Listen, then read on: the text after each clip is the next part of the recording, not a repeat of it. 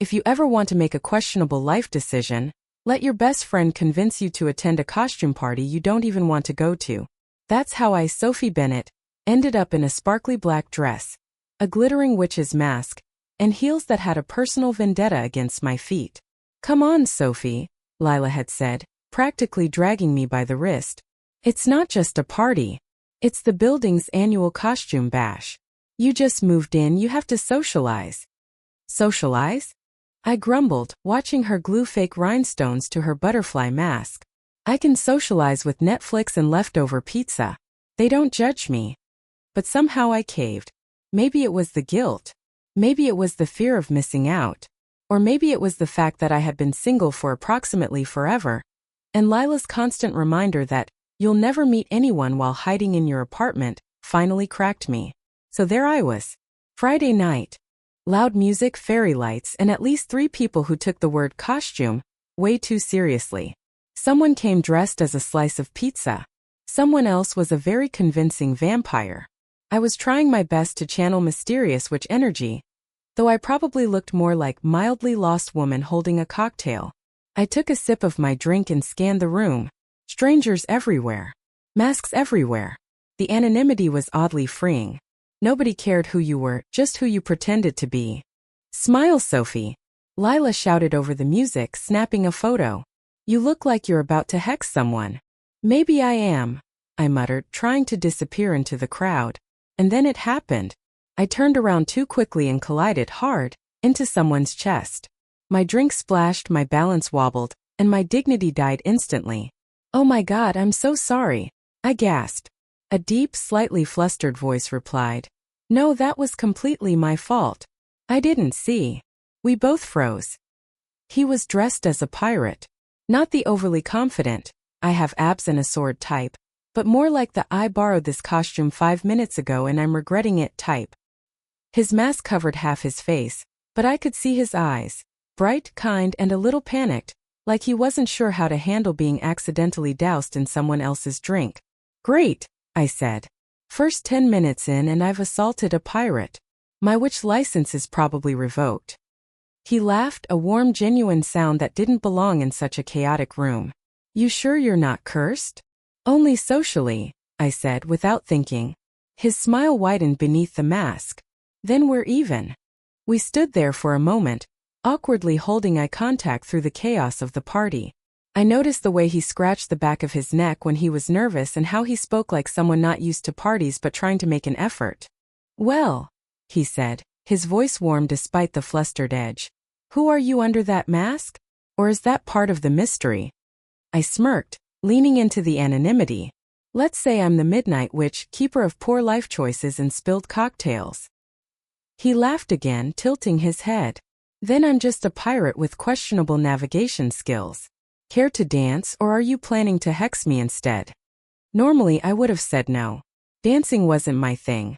But something about the absurdity of the moment, the lights, the music, the anonymity made me nod. All right, pirate. Lead the way. The song changed, something upbeat but smooth. We moved awkwardly at first, laughing at ourselves more than actually dancing. It was ridiculous and freeing. I forgot about work, about rent, about how my shoes hated me.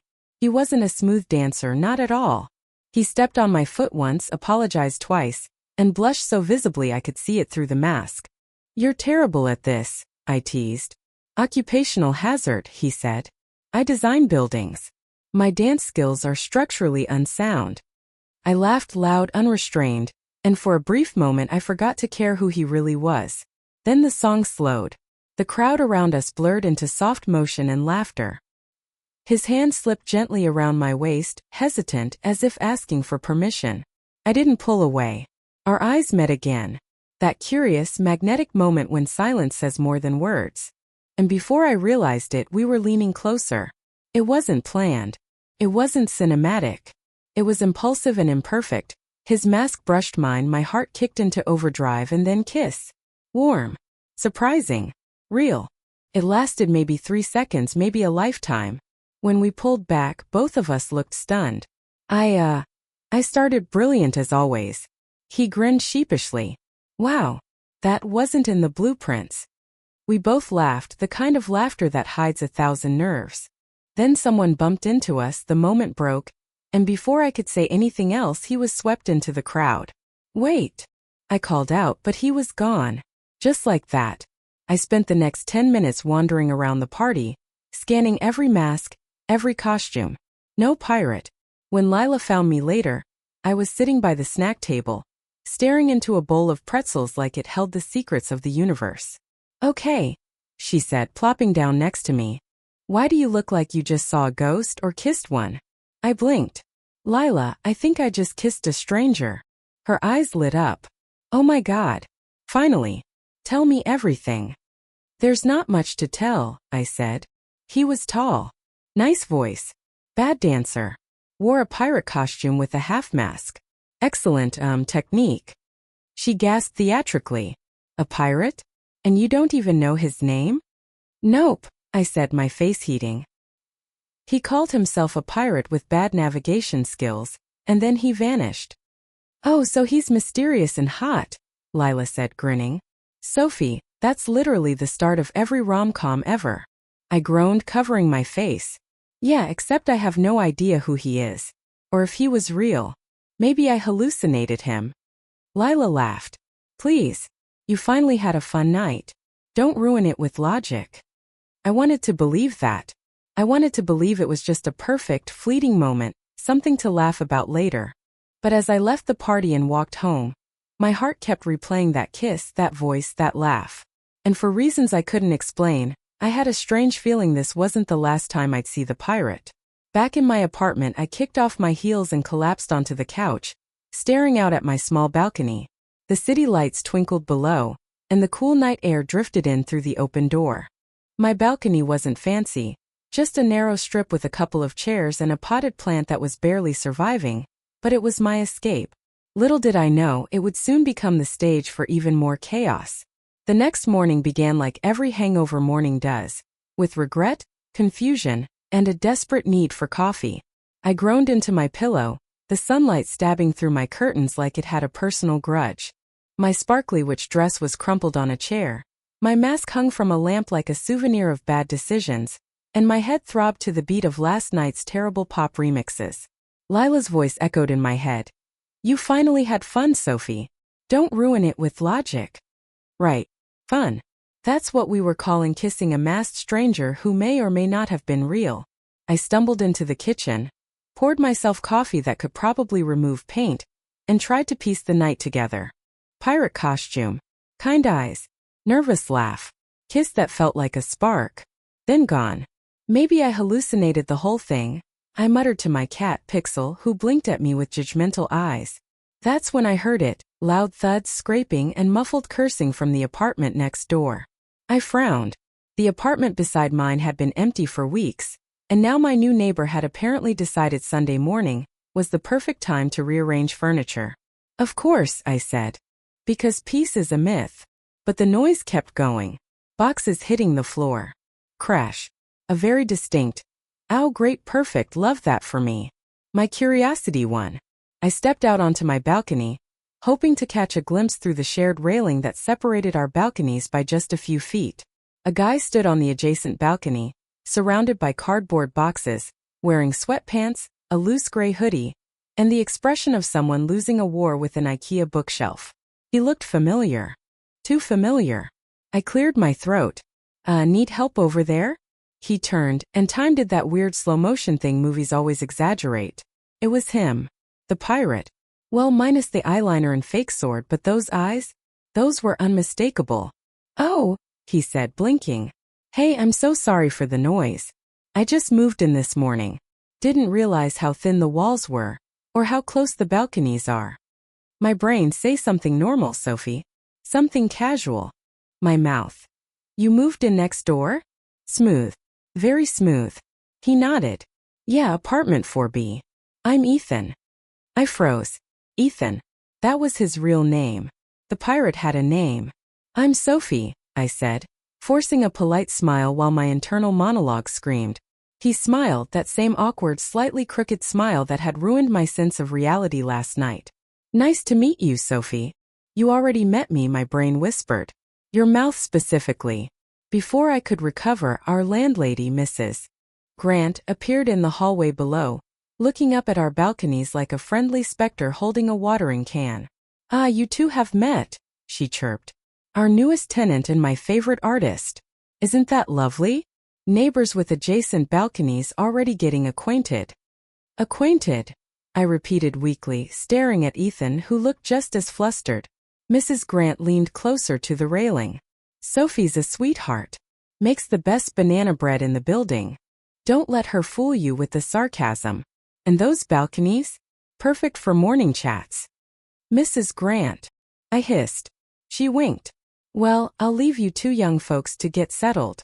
And just like that, she shuffled away, humming something that sounded suspiciously like a wedding march. The silence that followed was so thick you could spread it on toast. Ethan rubbed the back of his neck. "She's energetic. That's one word for it," I muttered. Pixel, traitor that he was, jumped onto my balcony railing and eyed Ethan curiously. Ethan reached over carefully and scratched his ears. "Hey, little guy. You friendly?" Pixel, who normally hated strangers, purred. "Wow," I said. "He doesn't even like me that much." He laughed quietly. "Guess I have that effect." My stomach twisted. That laugh, it was the same. It had to be. He straightened up. "Anyway, sorry again for the noise. I'll keep it down." "Don't worry about it," I said quickly. I didn't even notice." He raised an eyebrow. "Really? Because you're holding your coffee mug like it's a stress ball." I looked down. My fingers were white from gripping the mug too tightly. "Oh, yeah. I just really love caffeine." He smiled again, that quiet, kind smile that made me want to throw the mug just to break eye contact. "All right, well," he said, backing toward his door. "If you ever need help with anything, furniture, tools, random IKEA instructions, I owe you for interrupting your morning. Or, I could pass it over the balcony." "Right," I said. "Sure. Tools. Great." He disappeared into his apartment, and I closed my balcony door slowly, leaning against it like I just survived a hurricane. "Oh my God," I whispered. "It's him." Pixel meowed like he agreed. I texted Lila immediately. "Sophie, I think I kissed my new neighbor last night." "Lila, what?" "Sophie, pirate. Costume. Mask. Same eyes. Same laugh. Same heart attack feeling. And our balconies are right next to each other." "Lila, OMG. OMG. OMG. Tell me you're making this up." "Sophie, I wish. He's literally next door." "Lila girl, this is fate. Netflix could never write this." "Sophie, it's not fate, it's a lawsuit waiting to happen if I say the wrong thing." "Lila, then say the right thing. Find out if it's really him." "Sophie, and how do I do that? Hey, by the way, did you kiss a random witch last night?" She sent back 7 crying laughing emojis and 1 voice message saying, "You have to do it. I live for this content." I tossed my phone on the couch, groaning. Nope. Not doing it. I'm going to mind my own business, drink my coffee, and avoid my neighbor forever. Spoiler. I did not avoid my neighbor forever. Because 2 hours later, when I went to take out my trash, I stepped onto the balcony for fresh air and nearly tripped over a loose plant pot. Ethan was out there again, fixing something on his railing. "Oh," he said, looking up with that same slightly sheepish smile. "We've got to stop meeting like this on our balconies." My heart did a weird somersault. "Yeah," I said. "People will talk." He chuckled, the kind of laugh that was quiet but sincere. The kind that said he's not teasing, he's just genuinely nice. As he fixed the railing and stood, I realized 2 things. He smelled faintly like cedar and soap, the same scent I remembered from last night. I was completely doomed. For the next few days, I did what any totally mature adult woman would do when faced with the possibility she'd kissed her neighbor. I hid. I timed my grocery runs for weird hours. I listened through the wall like a spy in pajamas. I even took Pixel's litter box out the back door just to avoid bumping into Ethan in the hallway. But with our balconies so close, it was impossible to fully escape. I'd catch glimpses of him watering plants or sipping coffee, and I'd duck back inside like a fugitive. Denial, I told myself, was a legitimate coping mechanism. Lila, of course, disagreed. "You can't avoid him forever," she said over FaceTime, applying lip gloss like she was the protagonist in a rom-com instead of my chaos-fueling friend. You literally share a balcony railing. I'm working on curtains, I muttered. Sophie, she said, leaning closer to the camera. You have to find out if it's really him. The curiosity's going to eat you alive. Plus, imagine the balcony drama. I'm fine, I lied, taking a sip of my third cup of coffee. You're spiraling, she corrected. Besides, maybe it's not him. Maybe your pirate was just another guy with good eyes and mediocre rhythm. I wanted to believe that. But every time I heard Ethan's laugh echo from his balcony to mine, my stomach did the same stupid flutter it had at the party. Okay, fine, I said. If it's not him, great. If it is him, I'll die of embarrassment and the problem will solve itself. Lila clapped. That's the spirit. That night fate, or rather bad luck, struck again. I was coming home with 2 heavy grocery bags when I heard a familiar voice from the balcony next door. Need a hand? Ethan. Of course. He was leaning over the railing, offering to reach across. I froze like a raccoon caught in a flashlight. Oh, no, I'm good. He looked at the bags, practically cutting off circulation in my fingers. You sure? I can grab them from here.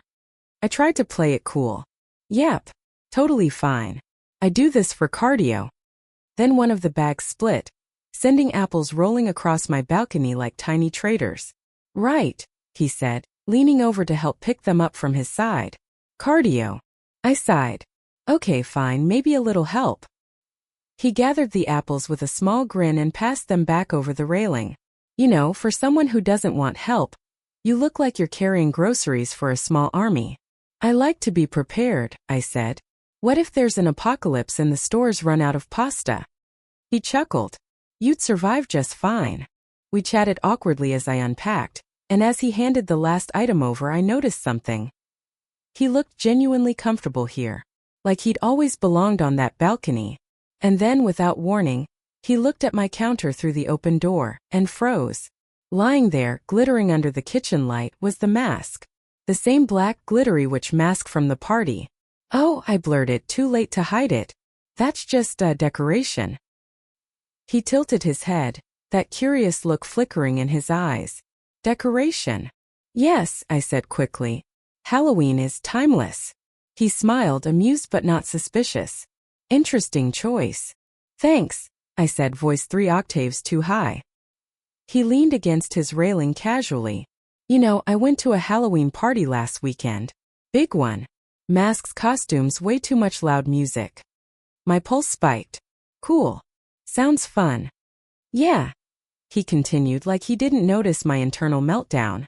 I was supposed to go with a friend, but he bailed. Ended up going alone. Dressed as a pirate. I choked on air. A pirate. He laughed softly. Yeah, embarrassing, I know. Someone convinced me it would be ironic. I forced a shaky laugh. Pirates are classic. Very, timeless. Like Halloween. He nodded, still smiling, and for one terrifying moment I thought he knew. That he remembered. That he was about to say, hey, didn't I kiss you near the bar while we were both hiding from social interaction? But instead he said, anyway, some woman spilled her drink on me, so I left early. I blinked. Oh, yeah, he said, running a hand through his hair. I think she was dressed as a witch, actually. I almost dropped the loaf of bread I was holding. A witch, you say? Yeah, she was funny. Kind of awkward. But nice. I swallowed hard. Sounds vaguely familiar. He shrugged. Honestly, I didn't even get her name. Which is probably for the best. Probably for the best? Ouch. Well, I said, trying to sound casual while my ego screamed, I'm sure she regrets spilling the drink. He smiled. Nah, I think she made my night a lot more interesting. And there it was, that same smile, soft and genuine. The one that made me want to both melt and run away. He pushed off the railing. Anyway, thanks for letting me help. I'll see you around, neighbor, probably from the balcony. Yeah, I said, voice barely above a whisper. See you around. When he went inside, I sank into a chair and covered my face. Oh my God, I muttered. He remembers. He totally remembers. Pixel jumped onto my lap, meowing judgmentally. I know, I said. I'm doomed. The next day I tried to act normal. Normal people didn't panic every time their neighbor stepped onto the balcony. Normal people didn't analyze every word of a 5-minute grocery interaction. So I baked banana bread. Because when life falls apart, carbohydrates help. The smell filled the apartment, warm and comforting, and I almost forgot the chaos next door. Until there was a voice from the balcony. "Hey, Sophie. That smells amazing. Is that banana bread?" I stepped out cautiously. Ethan was on his balcony, holding a small potted plant. "Hey," he said, smiling. "Just wanted to say thanks again for helping me with the boxes the other day. Thought I'd return the favor. Pass this over the railing?" I blinked at the plant. "You're giving me oxygen?" He laughed. "Exactly. I figured it's good neighbor etiquette." "Well, thanks," I said, taking it carefully over the divide. "I'll try not to kill it." He glanced past me, eyes landing on the loaf of banana bread cooling on the counter. "Is that homemade?" "Yep," I said. "Building's best, according to Mrs. Grant." He grinned.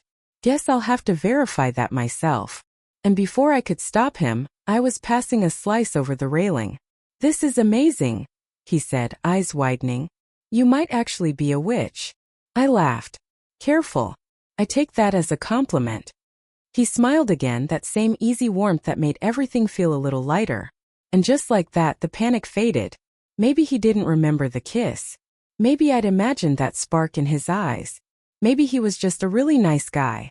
But then he looked up, crumbs on his fingers, and said, "You know, there's something weirdly familiar about you." My heart stopped.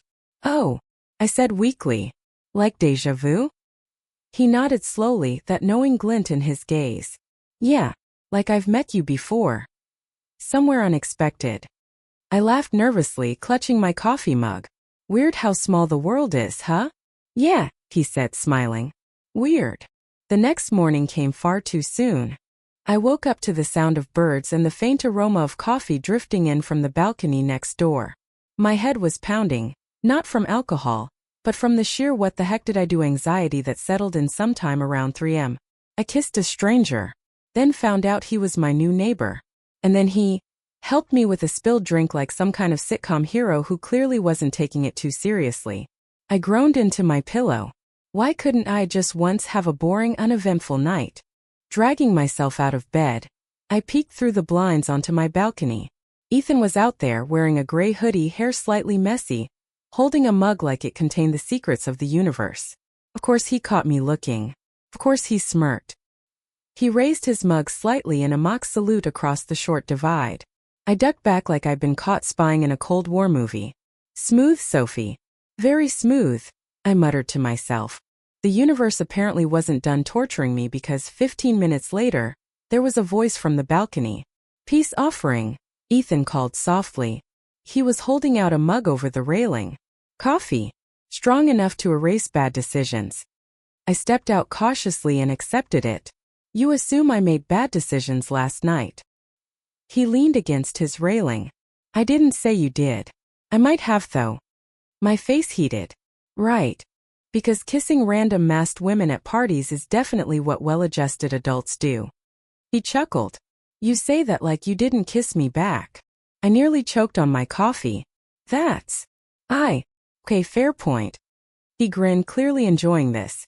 "Look, if it makes you feel better, I didn't expect to move into an apartment where my balcony neighbor would be someone I'd met so intimately." "Yeah," I said, finally laughing despite myself. "Most people just borrow sugar over the railing." "Next time I'll do that," he said easily. Then after a pause, "Unless you prefer I stick to kisses." I blinked. "You are way too confident for a man holding a chipped mug." He looked down at it, pretending to inspect. "It adds character. Like me." I couldn't help it, I laughed. A real one this time. The kind that made my stomach unclench a little. Ethan smiled softer now. "I'm not trying to make things weird, Sophie. Last night was unexpected. Fun but unexpected. I just figured we might as well not make it awkward every time we see each other from our balconies." I nodded slowly. "Agreed. Let's call it an accidental icebreaker." He extended his hand over the railing like we were meeting for the first time. "Hi, I'm Ethan Miller. I live next door. Sometimes kiss strangers at parties." I took his hand, playing along. Sophie Bennett. Lives next door to the guy who doesn't know personal space, even across balconies. He smirked. Oh, I know personal space. I just occasionally ignore it. That earned him an eye roll. Okay, confident neighbor, I need to get ready for work. Right, he said, backing up. I'll let you go be an adult. I'll just, exist quietly next door and pretend I'm not still embarrassed. You? Embarrassed? I arched a brow. He shrugged. Hey, it's not every day I accidentally flirt with someone who literally shares a balcony with me. The stakes are high now. I snorted. Yeah, don't burn the building down trying to make coffee. Okay? No promises. He left with that same infuriating grin, and I shut my balcony door, exhaling a laugh I didn't realize I'd been holding in. The rest of the morning went by in a haze. I tried to focus on work, but my brain kept drifting. Ethan wasn't like most guys I'd met. He didn't lean into the mysterious vibe. He made fun of it. He wasn't trying to play the brooding hero. He was just normal. Goofy, confident, a little too observant, but normal. And apparently he made really good coffee. By lunchtime I convinced myself to run errands, totally not just to see if I'd bump into him. The universe once again decided to call my bluff. At the grocery store. Aisle 6. Bread and cereal. He spotted me first. Well, if it isn't my favorite masked kisser. Ethan, I said, pretending to study a loaf of bread. Do you haunt every aisle I walk into? Only the ones that smell like carbs and regret. I burst out laughing. You're impossible. Yeah, but I'm also in charge of dinner tonight. Excuse me. He gestured to his cart. Pasta, wine, terrible cooking skills. I'm clearly preparing for a neighborly disaster. You're invited. We can eat on the balconies if it gets too awkward. I blinked. You're asking me out? After one kiss and a bag of coffee peace offerings? He nodded. Pretty much. I stared at him, trying not to smile. Most people would at least wait a few days before risking total humiliation. Most people aren't me, he said simply. And besides, what's the worst that could happen? You burn the garlic bread and I cry? Or I refuse and you awkwardly wave at me from your balcony for the next 6 months. True, he admitted. But I'm willing to risk emotional scarring. Something about the way he said it, half joking, half genuine, made my stomach do a strange, pleasant flip. Fine, I said finally. But if your cooking kills me, I'm haunting your Wi-Fi. He grinned. Deal. We both reached for the same jar of sauce at the same time, hands brushing. There was a small pause. The kind that lingered just a moment too long. I pulled my hand back first. You really need to stop doing that. What, existing near shelves? Making it weird. He smiled. That's just part of my charm. When I walked away I could still feel his eyes on me. And annoyingly I didn't hate it. That evening back in my apartment I stared at the clock. Dinner at 7. What was I doing? This wasn't a date. It was a neighborly truce. A peace treaty with pasta. I looked in the mirror, adjusted my hair, and told my reflection firmly. It's just dinner. But my reflection wasn't buying it. At 6:59 there was a knock on my door. Ready for culinary chaos? Ethan called. I exhaled. Let's see if we survive it. And just like that, our strange, messy story continued, one pasta disaster at a time. Ethan's apartment smelled suspicious. When I stepped inside, after he'd insisted on passing some ingredients over the balcony earlier to test the waters, I was immediately hit with the unmistakable scent of something burnt and vaguely tomato-like. The smoke detector let out a half-hearted beep before Ethan waved at it with a kitchen towel. Don't worry, he said, coughing slightly. It's under control. Aha, I said, eyeing the pot that looked like it had survived a minor explosion. Should I call the fire department, or are we still in the denial stage? He grinned sheepishly. Technically the sauce is fine. The first 3 attempts, however, he gestured toward the sink, where several pots sat in tragic silence. I tried not to laugh, but it was hopeless. Wow, I didn't realize dinner came with a live-action comedy show. I told you it would be an adventure, he said, turning back to the stove. You're just here for moral support. Right, I said. Because nothing says romantic evening like smoke-filled chaos. He turned around, pointing a wooden spoon at me like a sword. You're mocking a man who risked culinary dignity for you. Risked? Ethan, you lost that battle an hour ago. He laughed, shaking his head. Okay, fine. You win. How about you handle the pasta? I'll supervise. Supervise? You mean stand there and look smug? Exactly. I took over, boiling water, adding salt, and stirring with the confidence of someone who had watched at least 3 Gordon Ramsay videos. Ethan leaned on the counter, watching me with a faint smirk that made it very hard to focus.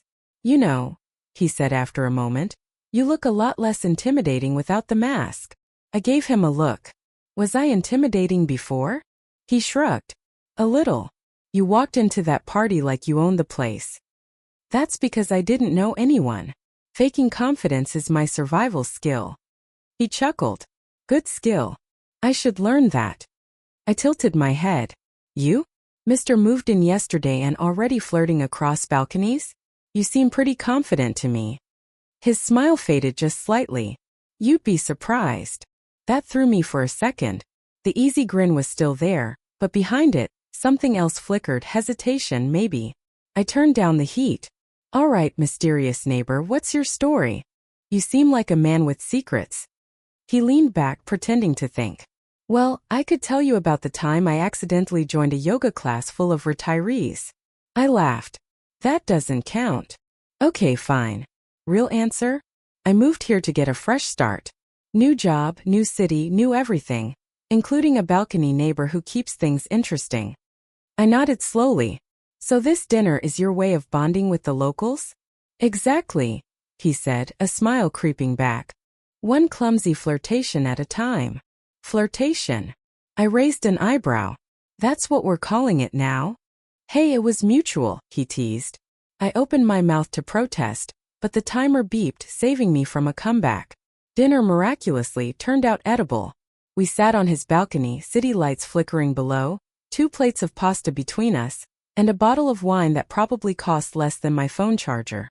The proximity to my own balcony made it feel even more intimate, like we were sharing one big space. So, he said, twirling his fork, is this better than your average Tuesday night? I grinned. Slightly fewer spreadsheets, slightly more chaos. So yes. He raised his glass. To chaos then. I clinked mine against his. To chaos. We ate in companionable silence for a few minutes, broken only by the occasional sarcastic comment about his questionable cooking. Felt easy. Effortless even. Then Ethan looked at me, really looked, and the air shifted just slightly. Can I ask something? He said quietly. Depends. Is it about my tragic pasta skills? He shook his head. No. It's about the kiss. I froze, fork midair. Oh. I didn't want to make things weird, he said quickly. I just wanted to know if you regret it. The question caught me off guard. My instinct was to joke it away, but his expression stopped me. He wasn't teasing this time. I set my fork down. Honestly, I don't know. It was stupid and impulsive and definitely not how I planned to meet my neighbor.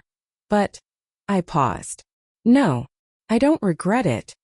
Something eased in his shoulders. Good, because I don't either. Even though it turned into this? I gestured around. Dinner disasters and all? He smiled softly. Especially because of this. I laughed, partly to break the tension. Wow. You really know how to make a girl forget she nearly inhaled burnt garlic fumes. He leaned back in his chair, grinning. It's a talent. The night carried on with more jokes, stories, and maybe a little too much wine. Ethan told me about his job at an indie game studio. How he spent hours debugging code that mysteriously breaks only when I'm not looking. I told him about my work in marketing, about how my boss still thought TikTok was a dance move. By the time we'd finished dessert, store-bought cookies don't judge. It felt like we'd known each other longer than a day. At some point I realized I was smiling more than I had in weeks. As I stood to leave, Ethan followed me to the door. Thanks for not running away after the first kitchen explosion, he said. Thanks for not setting the building on fire.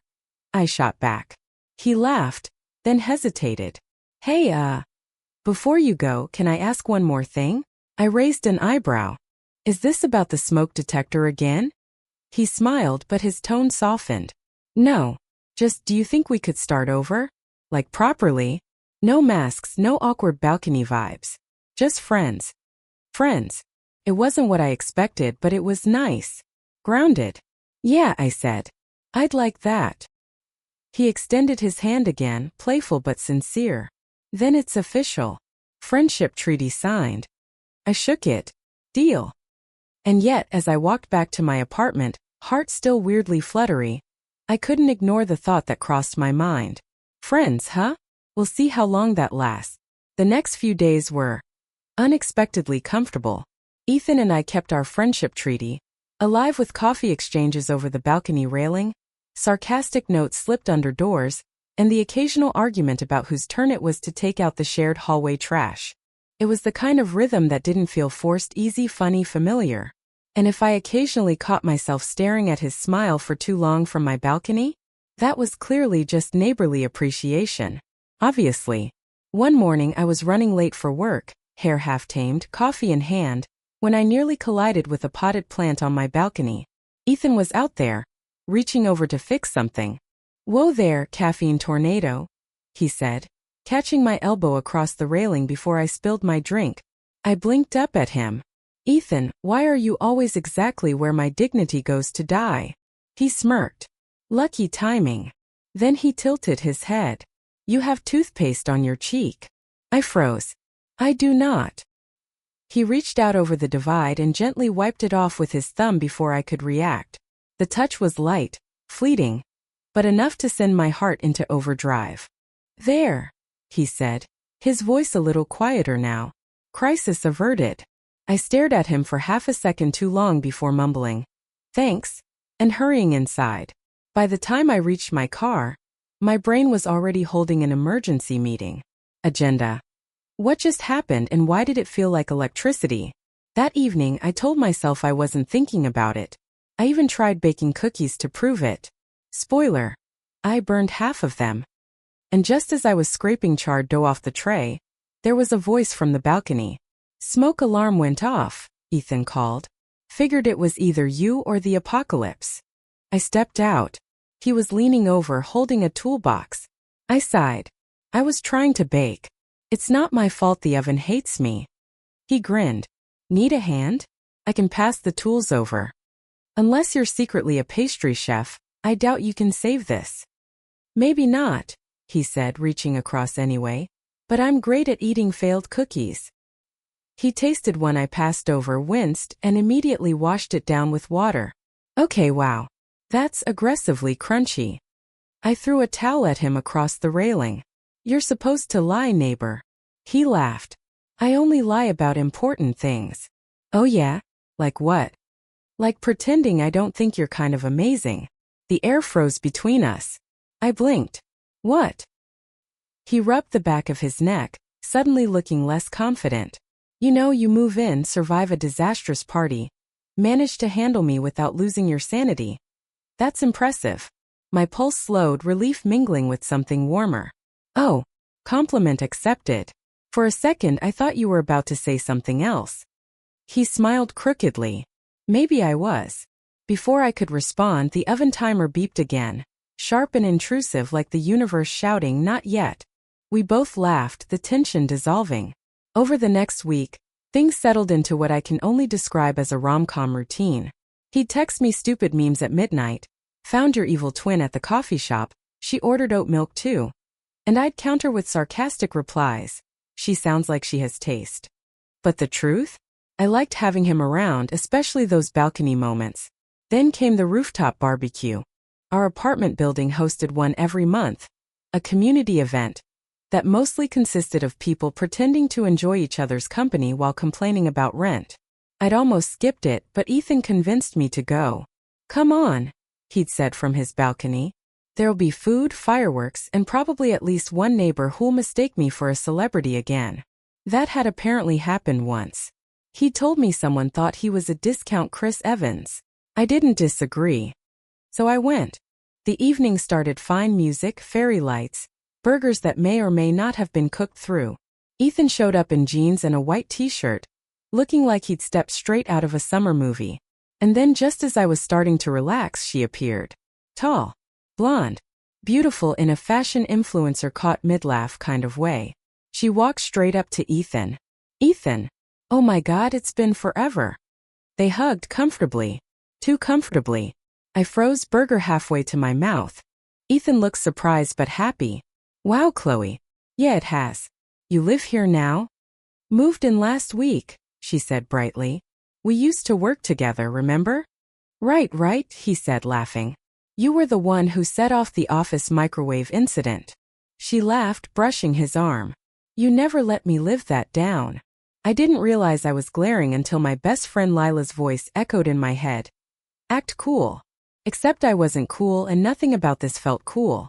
I turned to grab another drink, pretending not to notice how Chloe leaned closer, or how Ethan didn't seem to notice at all. A few minutes later he finally spotted me. Hey Sophie, come meet an old friend. Sure, I said, my voice a little too cheerful. Old friend. Got it. Chloe smiled politely. So you're Sophie. Ethan mentioned you. I blinked. He did. Ethan froze. Chloe grinned. Yeah, he said something about having a balcony neighbor who bakes dangerous cookies. I rolled my eyes. My legacy. Ethan laughed nervously. You make it sound like I'm running a PR campaign. Oh please, I said. You're too busy setting off smoke alarms. Chloe giggled. Still the same Ethan. Shouldn't have bothered me. Really shouldn't have. But when she touched his arm again, my stomach did this annoying twist. Later that night, when the crowd thinned and fairy lights dimmed, I grabbed my jacket to leave. Ethan caught up to me near the elevator. Hey, everything okay? You left kind of suddenly. Fine, I said. Just tired. He frowned. You sure? You were quiet after Chloe showed up. Why would that bother me? I said quickly.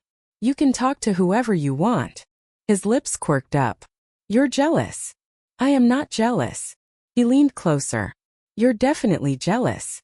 I glared at him, heart pounding. You're insufferable. He smiled, slow, teasing, and just a little dangerous. And yet, you keep hanging out with me. I opened my mouth to argue, but the elevator doors dinged open, saving me again. As I stepped inside, I muttered, friendship treaty my ass. Ethan's laugh followed me all the way up. The next 2 days were pure avoidance. I didn't mean for it to happen, I just didn't feel like dealing with Ethan's smug, I told you so face or his annoying ability to make me laugh even when I was mad. So I hid. No balcony coffee moments. No sarcastic notes. Just me, my laptop, and a heroic attempt to convince myself that I definitely wasn't jealous. By day 3, Lila caught on.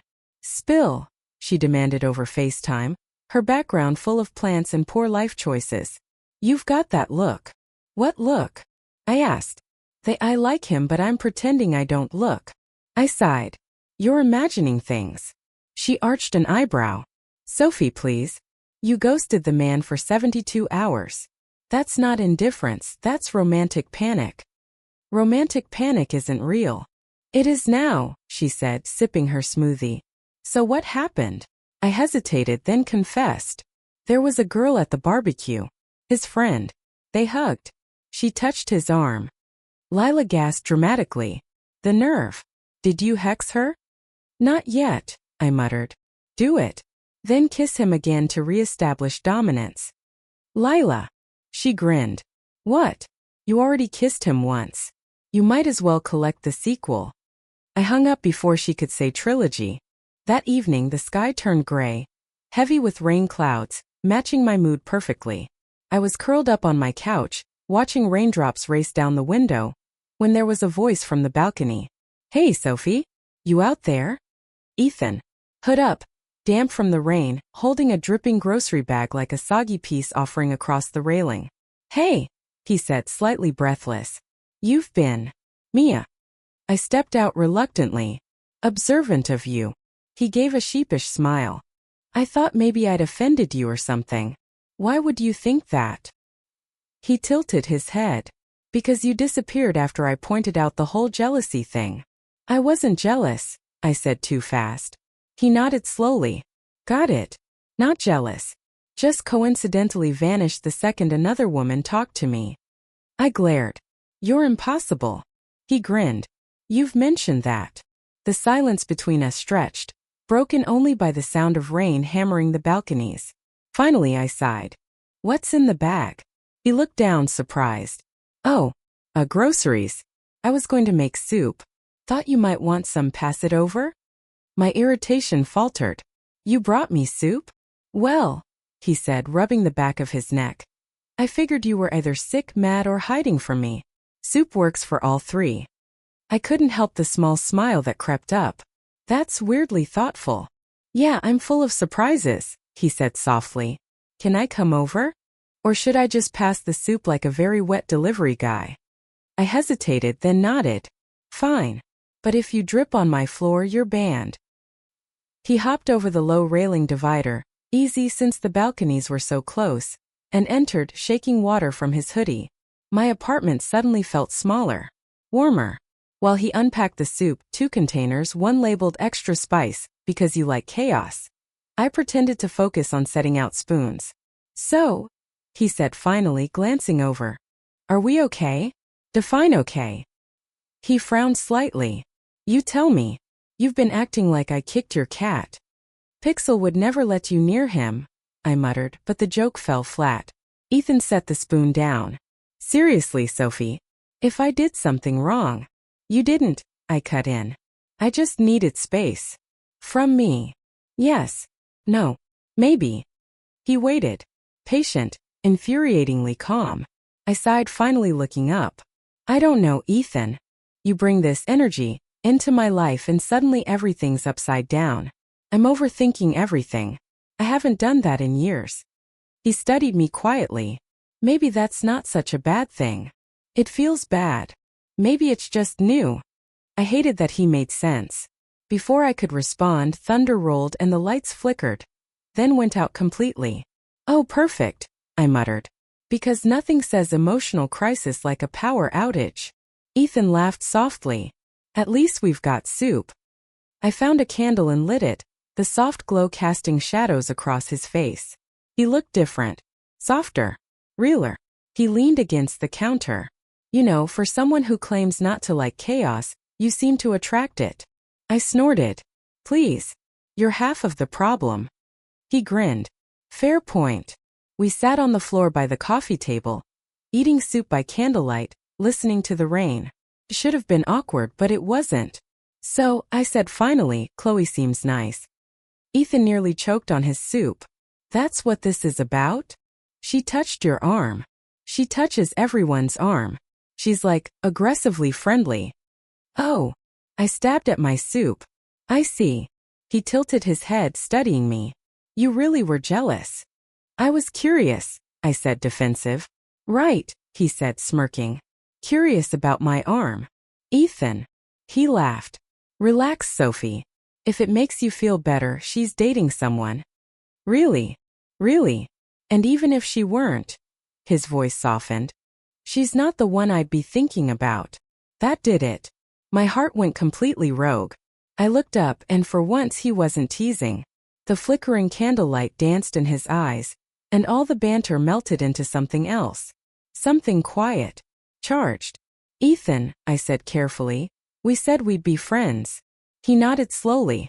Yeah, we did. But you're making it really hard to stick to that. He smiled faintly. Good.